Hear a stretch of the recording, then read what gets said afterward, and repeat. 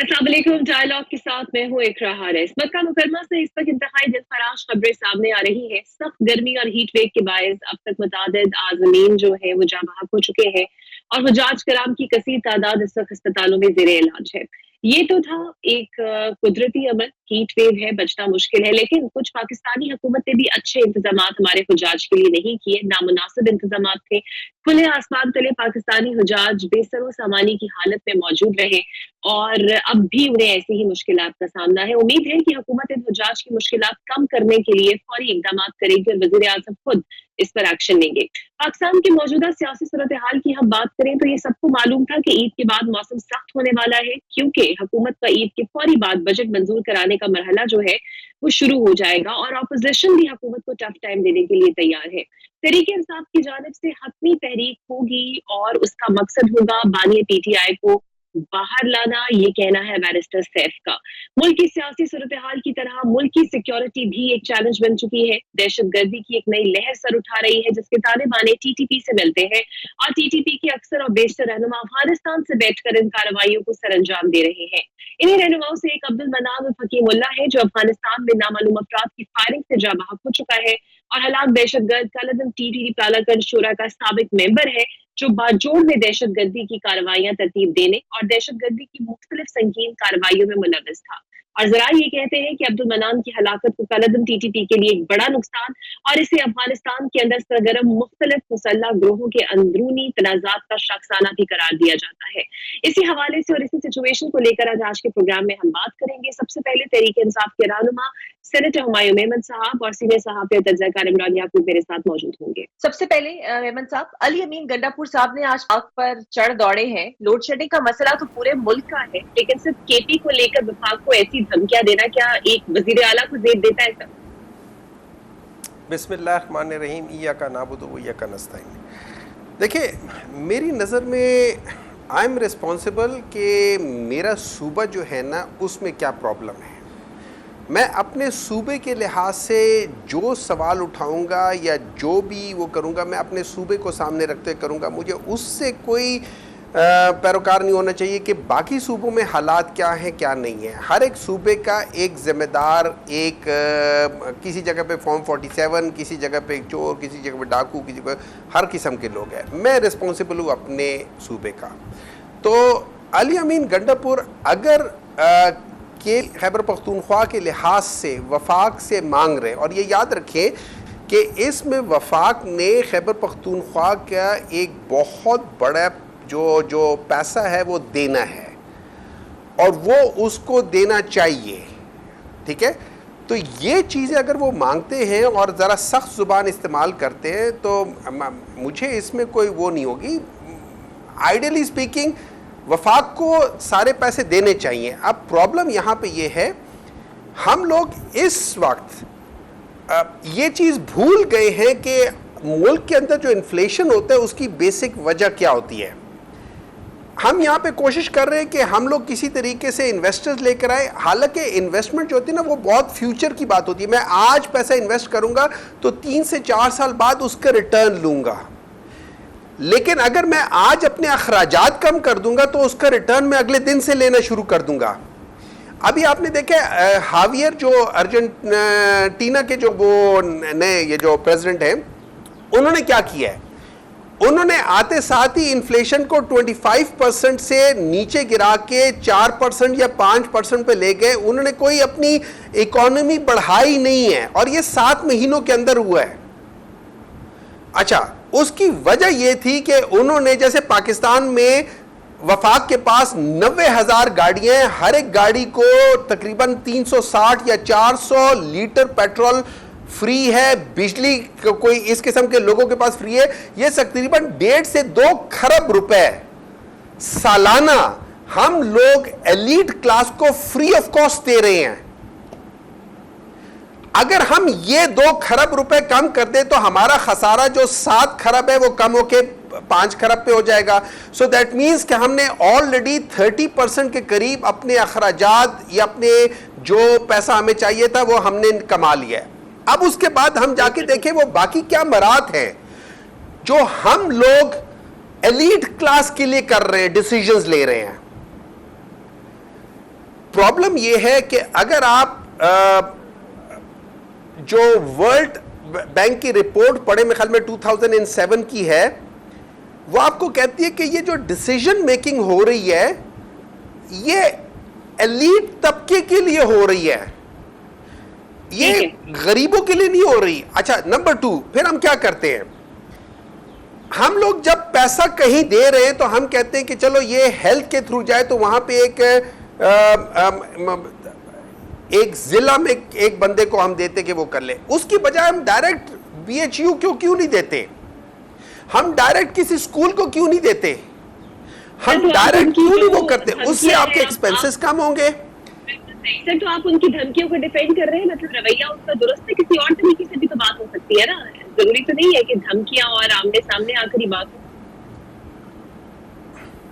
देखिए, इसमें आप बिल्कुल सही कहती हैं कि बाज़ दफ़ा धमकियों के बगैर भी बात हो सकती है, लेकिन वो कहते हैं ना कि बाज़ लोगों को आपको वैसे डील करना चाहिए, जैसे जो कहते हैं ना लातों के भूत बातों से नहीं मानते, तो अब हम क्या करें, अगर ठीक है सर, मुझे मौका दीजिएगा, आपसे है लातों के भूत, वापस आती हूँ।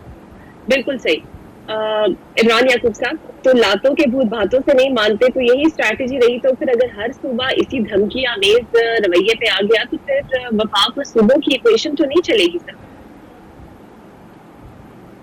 बिस्मिल्लाहिर्रहमानिर्रहीम। इकरा देखें, बात पता क्या है, मुझे ज़ाती तौर पे तो मैं हमेशा बड़ा एडमायर रहा हूँ सेनेटर हुमायूं मेमन साहब, हमेशा बड़ी अच्छी गुफ्तगू करते हैं और ये हमेशा मसलत की बात करते हैं, लेकिन आज इनकी गुफ्तगू में भी शायद वही रंग नज़र आ रहा है कि जो एक PTI का मिजाज है। PTI के अनफॉर्चुनेटली लोगों ने ये समझ लिया है कि जो एग्रेसिवनेस, या ये उसको आप एग्रेसिवनेस कह दें, बदतमीज़ी कह दें या गाली गलोच कह दें, इससे ही हमारी कामयाबी है, क्योंकि बानी चेयरमैन को यही ज़बान पसंद है। मैं अपने पास से कोई बात नहीं करूंगा, मैं सेनेटर साहब की बातों में ही अगर इनसे 2-4 सवालात पूछ लूँ कि इन्होंने ये जो बात की कि वो जो सूबे की बात है तो हम तो अपना हक लेने के लिए करेंगे और मिजाज ही ये समझ में आता है, तो मुझे सेनेटर साहब ये बता दें, सूबा तो अली अमीन गंडापुर की जिम्मेदारी है, तो ये तो हमेशा बड़े मुहब्बे वतन होने की बात करते हैं, तो वफाक किसका है? अगर वफाक ही नहीं रहेगा, खुदा न खास्ता वफाक जो है वो डिफ़ॉल्ट कर जाएगा, तो सूबा क्या अकेला हुकूमत चला लेगा? सूबा वफाक के बगैर क्या करेगा?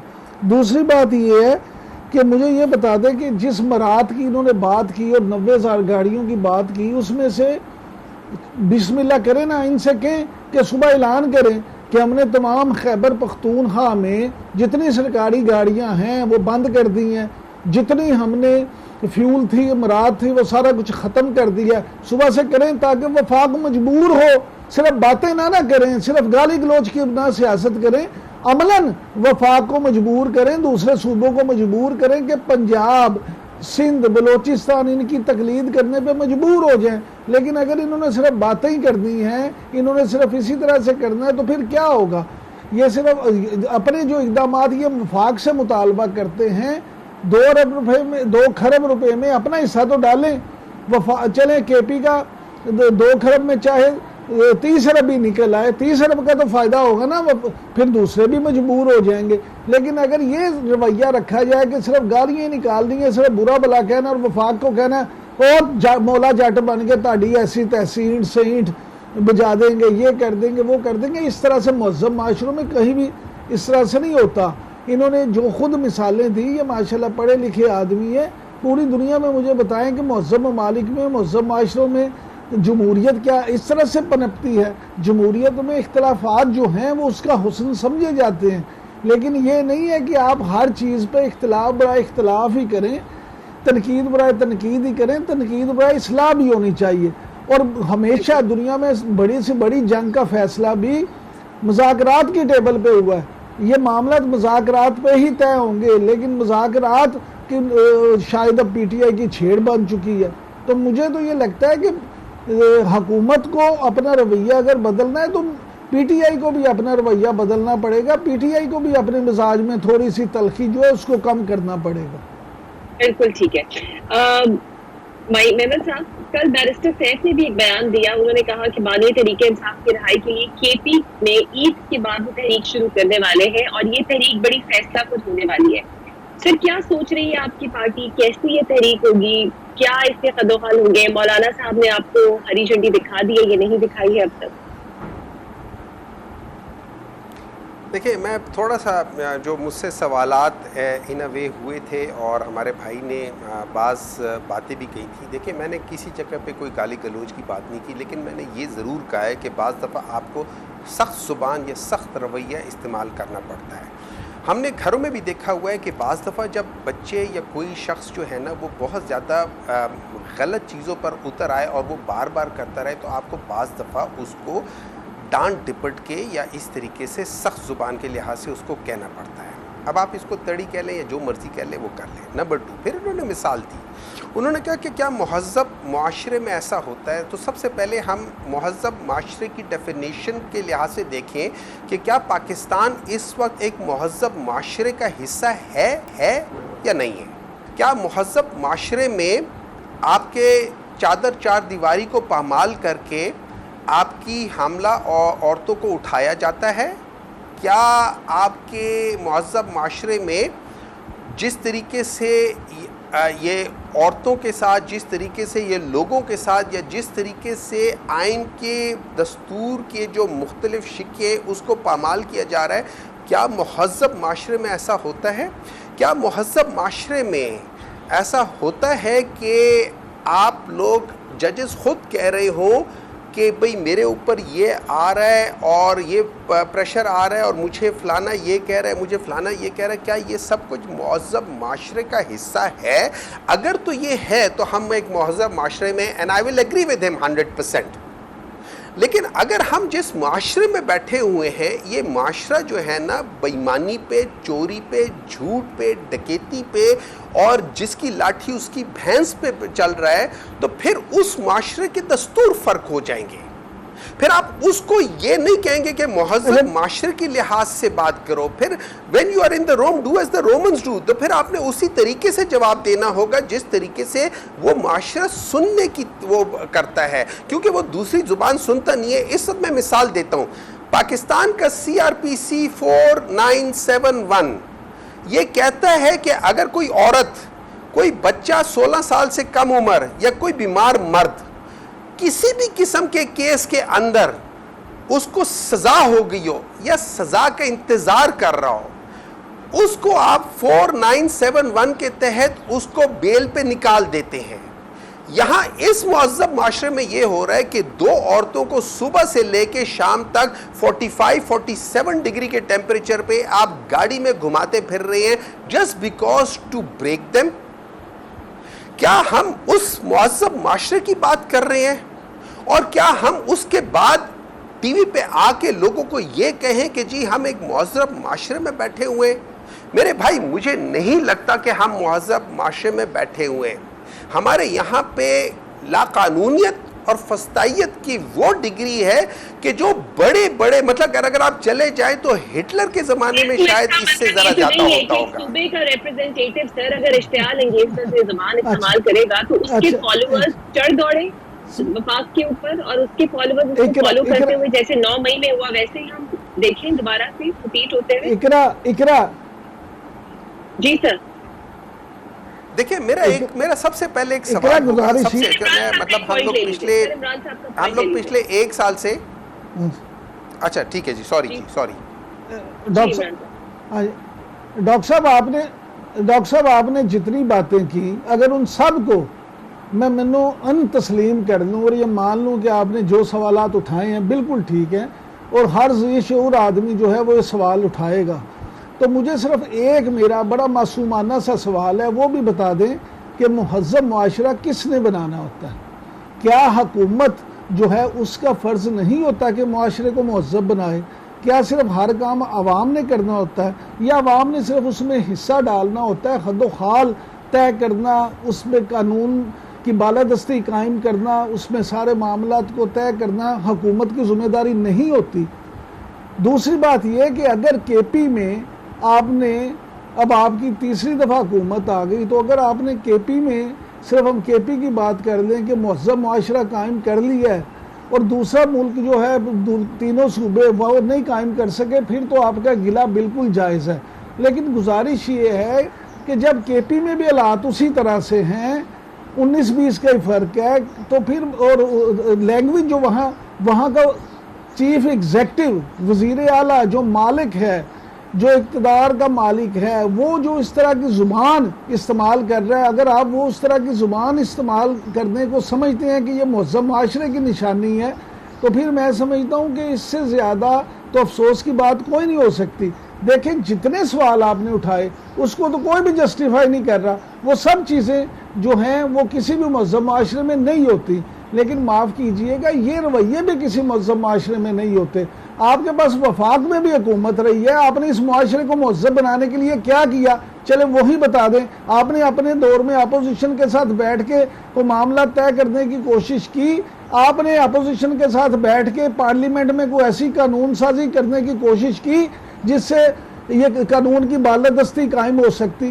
یا اس وقت بھی بانی چیئرمین تو امریکہ میں جا کے بھی یہ نعرے لگاتے تھے کہ میں تن دے آؤں گا، میں اے سی اتروا دوں گا، میں ان کو چھوڑوں گا نہیں. اس وقت بھی ڈی جی ایف آئی اے کو بلا کے کہتے تھے ان کو پھانسی چڑھا دو. اس وقت بھی پولیس افسروں کو بلا کے کیا کہا جاتا تھا.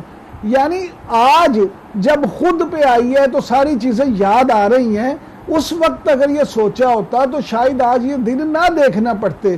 9 مئی میں ہم تو ہمیشہ یہ بات کرتے ہیں 9 مئی سے لے کے آج تک کہ جو لوگ قصوروار ہیں ان کو بھلے پھانسی دے دیں، ان کو قرار واقعی سزا دیں، لیکن جو بے گناہ بیچارے مرد خواتین وہاں جیلوں میں ہیں، بوڑھے ہوں جوان ہوں، ان کو تو اپنے گھروں میں جانا چاہیے. ان کی سزا، وہ بیچارے کس جرم کی سزا کاٹ رہے ہیں.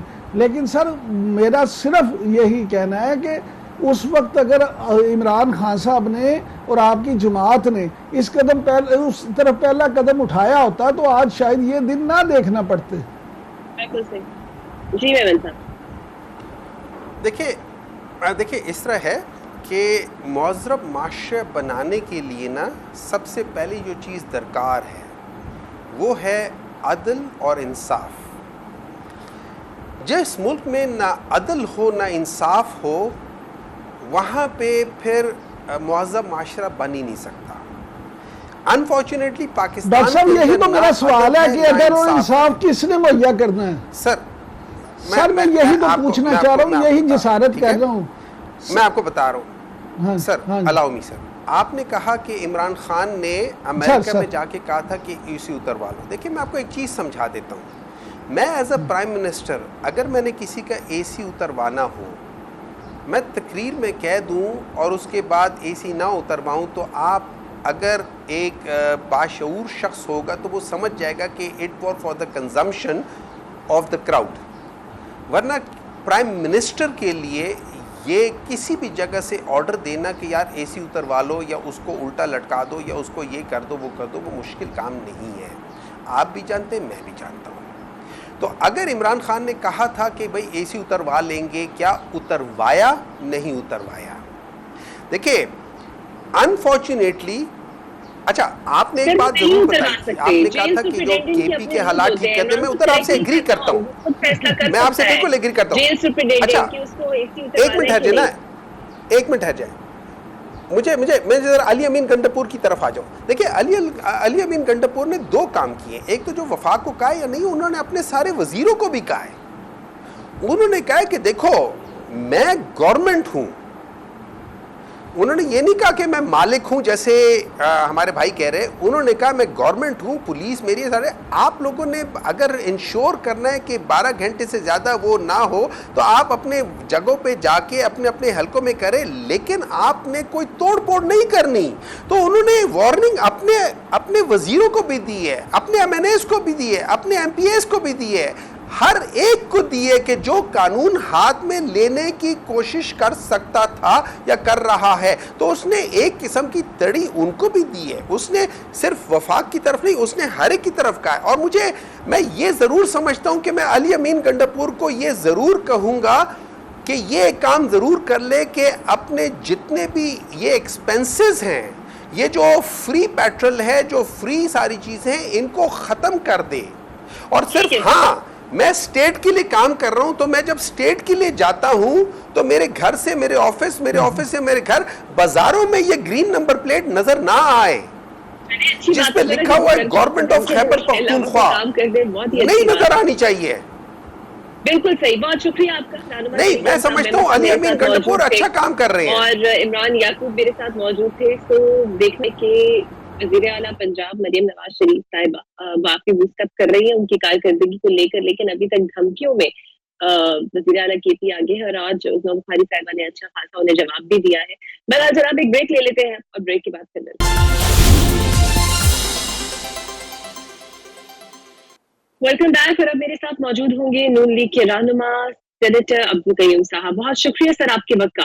سر, وزیر اعلیٰ کے پی نے ایک مرتبہ پھر سے وفاق کو دھمکی دی ہے کہ اگر نیشنل گرڈ سے صوبے کی بجلی کم کی گئی تو کچھ بھی انتہائی اقدام وہ اٹھا سکتے ہیں, مذاکرات نہیں کریں گے, اور شدید مایوسی کا بھی انہوں نے بجٹ کے اوپر بھی اظہار کیا. آپ کیا سمجھتے ہیں وفاق کو اس صورت میں انہی کی زبان میں جواب دینا چاہیے یا پھر تھوڑا بیلنس رکھ کے معاملات کو چلانا چاہیے؟ نہیں دیکھیں, آف کورس اس میں تو کوئی دو رائے نہیں ہے نا کہ بیلنس رکھنا ضروری ہے, لیکن دی پوائنٹ از کہ ایک ایسے لیڈر سے ڈیل کرنا جو اتنے امپارٹنٹ عہدے پہ ہو, اور وہ اگر اس طرح کی غیر ذمہ دارانہ گفتگو کرے تو اس کو آپ لائٹلی بھی نہیں لے سکتے, دیر از نو کویسچن.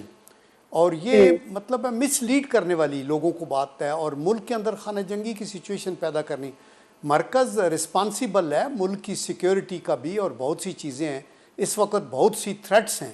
آپ کو پتہ ہے پولیٹیکلی موٹیویٹڈ ڈیجیٹل ٹیررزم جو ہے وہ اس نے ایک الگ ہیٹریڈ, فیک نیوز, پروپیگنڈا اور اس طرح کی چیزیں شروع کر کے ایک نفرت کا سما پیدا کیا ہوا ہے. تو وہاں میرے خیال میں جو چیزیں بیٹھ کے آپ لوگ اسمبلیوں میں ہیں تو وہاں کریں. تو میرے خیال ہے گنڈاپور صاحب جو کچھ کر رہے ہیں اور جو کچھ دھمکیاں دے رہے ہیں, اور اگر کوئی غلط سٹیپ اٹھائیں گے تو اس کا نقصان ان کو بھی ہوگا, ان کی پارٹی کی بھی ہوگا, صوبے کو بھی ہوگا, ملک کو بھی ہوگا. تو میرا خیال ہے کہ یہ زبان ٹھیک نہیں ہے. ورکنگ ریلیشن شپ ان کے ضروری ہیں, اور وہ بیٹھ کے بات کریں اور اپنے مسائل کو حل کریں. پاکستان کے پاس ایک کٹی ہے, اسی سے سارا ملک چلنا ہے. 5 صوبے ہیں آپ کا, اور بہت سی آپ کی ڈیفنس کی ریکوائرمنٹ ہے, پینشنوں کے بل ہیں آپ کے, اور حکومت چلانے کے اخراجات ہیں, آپ کی بجلی کے مسائل ہیں, انرجی کے ایشوز ہیں. تو ان ساری چیزوں کو آپ بندوق کی نوک کے اوپر فیڈرل گورنمنٹ کو تو نہیں ڈکٹیٹ کر سکتے. تو I think this is unfortunate, and Gandapur صاحب شوڈ ریئلائز کہ یہ ایٹیچیوڈ ٹھیک نہیں ہے. بالکل صحیح. اچھا سر, پیپلز پارٹی کو آپ کے دیے گئے بجٹ پر بڑے خدشات تھے. اپوزیشن کو تو ہے ہی, عوام بھی پریشان ہے, لیکن پیپلز پارٹی اس طرح پر اعتماد دکھائی نہیں دیتی. آپ سمجھتے ہیں کہ واقعی پیپلز پارٹی آپ کی اتحادی ہے, بے شک کابینہ میں نہیں ہے, لیکن اسے مطمئن کرنا بڑا ضروری ہے, اور کیا نون لیگ پیپلز پارٹی کو رام کر پائے گی؟ یا آف کورس جی, ان کو تو رام کرنا بہت ضروری ہے. وہ ہمارے اتحادی ہیں اور ان کی سپورٹ سے گورنمنٹ بنی ہوئی ہے. تو دیر از نو کویسچن کہ ان کا اور ہمارا ڈفرینس ہو تو پھر تو بجٹ بھی پاس نہیں ہو سکتا. تو میرے خیال میں یہ ایسے فار فیشڈ ہیں, ان کے کچھ تحفظات ہیں جن میں سے کچھ بہت جینون بھی ہوں گے, بیکاز ابھی بجٹ پاس تو نہیں ہوا نا. بجٹ کی پروپوزلز آئی ہیں جن پہ ڈسکشن ہوگی, ان کی کچھ ریزرویشنز ہیں, اور آئی ایم شیور کہ حکومت سنسیریٹی کے ساتھ ان کی ریزرویشن کو سنے گی, اور بیٹھ کے وہ ایک وایا میڈیا, پیپل پارٹی والوں کو بھی پتہ ہے کہ ملک کی معاشی حالت کتنی زبوں عالی کا شکار ہے, IMF کا پیکج کتنا ضروری ہے, ملک کو آگے چلانا ہے تو ہمیں کچھ کرنا پڑے گا. صوبوں کو تب بھی فنڈز ملیں گے اگر ہم مرکز میں وہ ٹیکسز وغیرہ لگائیں گے, پروڈکٹیوٹی کو بڑھائیں گے. تو آئی ایم شیور ان کی سجیشن, ہم نے تو ان کو سجیسٹ کیا تھا آپ حکومت میں حصہ بنیں, منسٹریاں لیں اور ان کو چلائیں. دیکھیں باہر بیٹھ کے آپ کو بہت سی باتیں آپ کر سکتے ہیں, اندر کی سچویشن مختلف ہوتی ہے. تو but I have no doubts in my mind کہ آصف زرداری صاحب بڑے کون مشق ایک تجربہ کار سیاستدان ہیں, بلاول بھٹو صاحب بھی سیاسی میچورٹی کافی ہوگی ان کی, اور ان کی پارٹی میں بڑے جہاندیدہ قسم کے لیڈرز ہیں. تو یہ بیٹھ کے مسائل کو حل کر لیں گے. اچھا قیوم صاحب, انٹرنیشنل فرنٹ سے ایک سوال میں آپ کے سامنے رکھنا چاہوں گی. ہماری ملک کی سیاسی صورتحال کی طرح جو ہماری ملک کی سیکیورٹی کی صورتحال ہے وہ بھی ایک بہت بڑا چیلنج ہے. اور ٹی ٹی پی کی اکثر اور بیشتر رہنما افغانستان سے بیٹھ کر ان کارروائیوں کو انجام دے رہے ہیں. آپ کیا سمجھتے ہیں ڈپلومیٹکلی یا پھر اب کی زبان میں افغانستان کو سمجھانا پڑے گا کہ وہ اپنی زمین کو پاکستان کے خلاف استعمال ہونے سے روکے؟ یار یہ دیکھیں بڑا امپارٹنٹ کویشچن ہے اقرا آپ کا. یہ میں کچھ تقریریں سن رہا تھا ہماری سینٹ کے اندر، اور وہاں کچھ لوگ اتنے سینئر لوگ یہ کہہ رہے تھے جی کہ سارا بجٹ جو ہے یہ ڈیفنس فورسز کے لیے بنا ہے، یہ اسٹیبلشمنٹ کے لیے بنا ہے، یہ جرنیلوں کے لیے بنا ہے. اگر ان کو ادراک ہے تھریٹ کا جس کا آپ ذکر کر رہی ہیں کہ یہ جو ٹیررزم ہے اس میں آپ کو آئسس خراسان ہے، القاعدہ ہے، اس میں BLA ہے، اس میں TTP ہے اور یہ سارے ہیں، تو اگر آپ کو تھریٹ کا ادراک ہے اور آپ کو آزادی جو ہے وہ آپ کو چاہیے اور وہ لازمی ہے، تو پھر آپ کے لیے ڈیفنس فورسز کا وجود لازمی ہے. آپ نے اس کو قومی سلامتی کو بچانا ہے. سائبر وارفیئر ہے، ہائبرڈ وار ہے آپ کے خلاف. تو میرے خیال میں یہ آپ ٹھیک کہہ رہی ہیں، ڈپلومیٹک لیول پہ افغانستان کے ساتھ ہمیں چیزوں کو سدھارنا چاہیے. یہ TTP یہ ٹھیک ہے کہ انٹرنیشنلی ریکگنائزڈ ٹیررسٹ گروپ ہے، لیکن یہ کوئی آرگنائزڈ انسرجنسی نہیں ہے. نہ ان کی کوئی پذیرائی ہے ملک کے اندر، نہ کوئی ریلیجس پارٹیوں میں کوئی پذیرائی ہے، نہ کوئی ٹرائبل بیلٹ میں پذیرائی ہے. یس BLA ایک پولیٹیکل موومنٹ ہے، ان کی کچھ جڑیں ہیں، ان کے ساتھ پولیٹیکلی ڈیل کرنا چاہیے.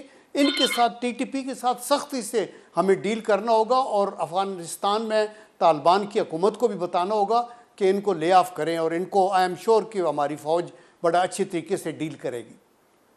بالکل صحیح. اچھا سر، ایک آخری سوال. بیرسٹر سیف یہ کہتے ہیں کہ KP سے مہم چلائی جائے گی بانی PTI کی رہائی کے لیے. کس قسم کی وہ مہم ہوگی، اور کیا مہم چلانے سے کچھ ایسا ہو سکتا ہے، کوئی ایسے محرکات کی سچویشن بن سکتی ہے کہ ان کی رہائی ممکن ہو جائے؟ دیکھیں بیرسٹر سیف ہمارے بھائی ہیں، ہم اکٹھے سینٹ میں بھی رہے ہیں، لیکن اس طرح کی جو ہے نا شیخ چلی والی وہ جو وش فل تھنکنگ کہ ہم ادھر سے نکالیں گے، یہ پہلے کئی دفعہ کر چکے ہیں نا. انہوں نے کہا تھا ایک جلوس KP سے آئے گا، ایک پنجاب سے آئے گا، ایک کشمیر سے آئے گا، سینڈوچ کریں گے اور تباہ و برباد کر دیں گے اور پرائم منسٹر ہاؤس پہ قبضہ کر لیں گے. یہ وش فل، اور انہی چیزوں نے مروایا ہے لیڈر کو بھی. مطلب ہے یہ صلاح کار خدا کے لیے سوچیں کہ اس طرح نہیں بیٹھ کے باتیں کرنے سے آپ پولیٹیکلی سچویشن کو حل کر سکتے ہیں. ملک کے اندر اگر حکومت موجود ہے اور سارے ادارے ایک یکجا ہیں اپنے طور کے اوپر اور عدالتیں چل رہی ہیں، تو دیر از نو کویشچن کہ آپ ایک جلوس نکال کے تو ایک حکومت کو جو ہیں وہ گھر بھیج دیں گے. تو پھر کیا ہوگا؟ پھر کیا خیال ہے جو حکومت گرائیں گے ان کو حکومت ملے گی، یا پوری سسٹم کی بساط لوٹ جائے گی اور پھر وہ پاکستان اور بہت پیچھے چلا جائے گا؟ تو میرے خیال میں اس طرح کی جو ہے یہ چیزیں نہیں کہنی چاہیے، بلکہ پیسفل نیگوسیشن کی بات، جس کا پیچھے تحریک انصاف کے رہنما عمران خان صاحب نے بھی ذکر کیا کہ میں ریڈی ہوں اور ہم پولیٹیکل پارٹی سے بات کریں گے. اکزئی صاحب کو نامینیٹ بھی کیا. انہی چیزوں کو آگے نکالنا چاہیے. لیکن یہ باقی جو صلاح کار ہیں جو فصلی بٹیرے ہیں، کوئی ادھر سے آیا، کوئی ادھر سے آیا، کوئی چلا گیا، کوئی پھر واپس آ گیا، ان کو پارٹیاں گن لے کدھر کدھر یہ رہے ہیں. تو میرا خیال ہے کہ ان کو خود لیڈر کو اپنی بصیرت اور اپنے ویژن کے ساتھ ملک کے مفاد کے اندر کوئی گیو اینڈ ٹیک کر کے، تھوڑی سیکریفائس کر کے، بیٹھ کے اکاموڈیٹ کر کے لوگوں کو اور آگے چلنا چاہیے، تاکہ ملک خوشحال ہوگا تو پارٹیاں آتی جاتی رہیں گی. کوئی پارٹی بھی یات اقتدار میں نہیں رہتی. جو بھی بڑے بڑے لوگ آئے ہیں 2/3 میجارٹی کے ساتھ بھی ہماری پارٹی بھی آئی تھی، ختم ہو جاتے ہیں، ٹائم گزر جاتا ہے. اچھا طیب صاحب، سر ایک آخری سوال میں آپ کے سامنے رکھنا چاہوں گی. مکہ مکرمہ میں شدید گرمی ہوئی، 550 کے قریب جو حجاج ہے وہ جاں بحق ہو گئے. چلے یہ تو موسم کی شدت کی وجہ سے ہوا، لیکن پاکستانی حکومت ہمیشہ سے جو بھی انتظامات کرتی ہے حجاج کے لیے وہ کم ہی پڑ جاتے ہیں، اور اس بار بھی دعوے بلند و بانگ کیے گئے، لیکن صورتحال ابتر نظر آئی. مطلب میری خود بھی کئی حجاج کرام سے بات ہوئی، وہاں پر بالکل لاوارث چھوڑا گیا پاکستان کو، مینا سے واپسی پہ بسوں کا انتظام نہیں تھا. اس کے اوپر کیا کہیں گے؟ کیا وزیر اعظم نے کوئی ایکشن لیا کہ ایٹ لیسٹ پاکستانی اقدامات جو ہماری حکومت کو کرنے چاہیے تھے ہمارے عازمین کے لیے، وہ کیوں ناکافی رہے؟ جب دیکھیں میں نے اقرا 4 حج کیے ہوئے ہیں، ایک حج اکبر بھی تھا اور اللہ کا کرم ہے بیت اللہ میں بھی جانے کی، اور میں نے یہ دیکھا کہ وہاں انتہائی ابھی تو جو رش تھا وہ انتہائی رش تھا اور بہت زیادہ گرمی تھی آبویسلی، اور وہاں پوری کوشش کے باوجود کچھ مینجمنٹ ہوتی ہے. لیکن آفٹر ہیونگ سیڈ دیٹ میں کچھ جسٹیفائی نہیں کر رہا. میں یہ کہوں گا کہ اسپیسیفک کمپلینٹس آنی چاہیے. ضرور حجاج کا یہ حق ہے، وہ پے کر کے جاتے ہیں، ان کے ارینجمنٹ اچھے ہونے چاہیے. وہ پھر ریلیجس منسٹری میں آئیں اور پرائم منسٹر کیبنٹ کے اندر ان کو ڈسکس کریں اور یہ دیکھیں کہ اگر اس میں کسی کی کوتاہی ہے تو ان کو سزا ملے اور آئندہ کے لیے سبق سیکھا جائے کہ آئندہ ہمارے حجاج کو کوئی پرابلم نہ ہو. یہ ان کی ان پٹ لیں گے جب وہ واپس آتے ہیں، اور اسپیسیفک ان کی جو شکایات ہیں ان کو ضرور غور سے سننا چاہیے. بالکل صحیح، اور امید کرتے ہیں وزیر اعظم اس پر کوئی ایکشن بھی لیں گے. بہت شکریہ آپ کا سینیٹر عبدالقیوم صاحب ننی کے رہنما میرے ساتھ موجود. لے لیتے ہیں شارٹ آپ سے ملتے ہیں ایک بریک کے بعد.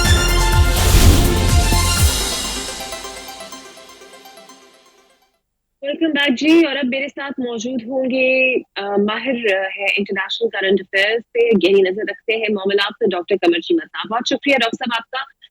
دہشت گرد عبد المنان حکیم اللہ افغانستان میں پراسرار طور پر قتل ہو چکا ہے، اور یہ دہشت گرد پاکستان میں بہت سی کارروائیوں میں بھی ملوث رہا ہے. آپ کو لگتا ہے کہ ٹی ٹی پی کے بھی اب 2 گروہ بن چکے ہیں اور یہ دونوں آپس میں دست و گریباں ہیں؟ دیکھیں، افغان طالبان کے اوپر کافی زیادہ انٹرنیشنل پریشر تھا، اور یہ انٹرنیشنل پریشر اس سینس میں تھا کہ افغان طالبان کو بار بار انٹرنیشنل کمیونٹی، ریجنل طاقتیں اور پاکستان بار بار کہہ رہا تھا کہ وہ دہشت گرد گروپ جو افغانستان کے اندر چھپے ہوئے ہیں ان کو ڈس آرم کیا جائے.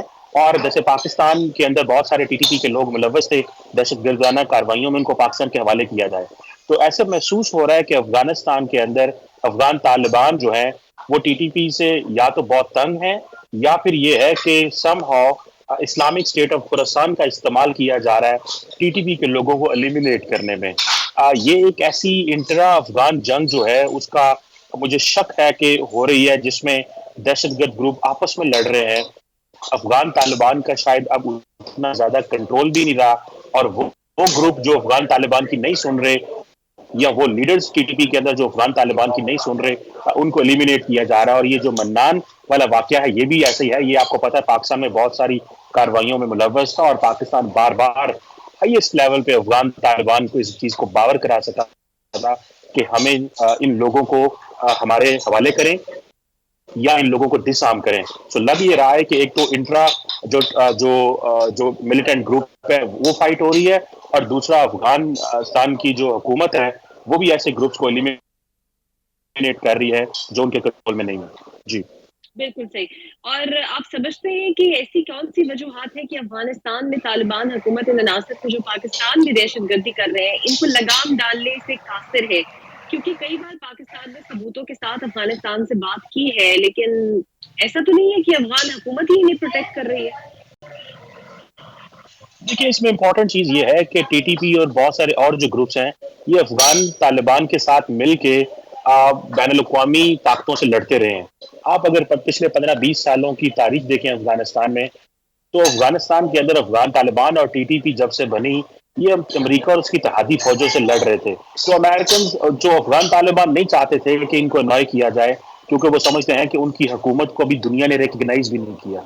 افغان طالبان کی حکومت کو ڈی فیکٹو ریکگنائز کیا ہے، ڈی جورے ریکگنائز نہیں کیا گیا، جو کہ انٹرنیشنل لا کی ٹرم ہے. سو اس سلسلے میں اس چیز کو سمجھنا ہے کہ آہستہ آہستہ یہ ایک پریشر بن رہا تھا، اور ایک سچویشن سامنے آ رہی تھی جس میں افغان طالبان جو ہیں وہ انڈر پریشر محسوس ہو رہے تھے کہ دنیا بھی ہمیں نہیں مان رہی، گھر میں بھی ہماری لیجیٹیمیسی قبول نہیں ہے، کیونکہ افغان طالبان نے کوئی ڈیموکریسی یا ووٹوں کے ذریعے تو طاقت میں نہیں آئے، وہ تو بندوق کے زور سے طاقت میں آئے ہیں.